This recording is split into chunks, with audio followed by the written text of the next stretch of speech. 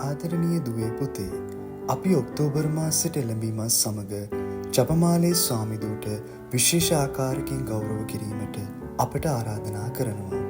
එබැවින් අපි පළමුව මෙම මංගල්‍ය ආරම්භ වූයේ කෙසේදැයි දැනගනිමු. බොහොමත් ඉහත කලකට පෙර එනම් 1571 වර්ෂයේදී සිදු වූ විශාල සටනක් අතර කිතුණුවන් විසින් තම ආරක්ෂාව සඳහා ජපමාලය නොකඩවා උච්චාරණය කළා. මෙම යාඥාවේ බලමහිමේ නිසා ඉක්බිති මරිමව්ගේ බලවත් මැදිහත් වීමත් සමග ඔවුන් සාමය දිනාගත්තා.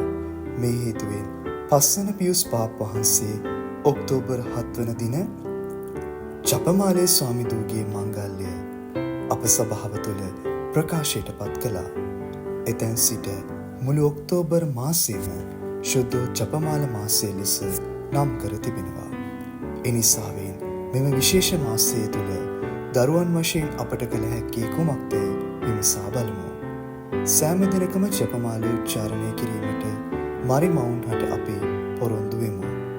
අපි දුම්නස් සොම්නස් ආලෝක මෝක්ෂයන අභිරහස් මෙනෙහි කරමින් හා දෙව මාතා ප්‍රාර්ථනාවද ඒ සමග කොට ගනිමින් යාඥාව අර්ථවත් කරගනිමු.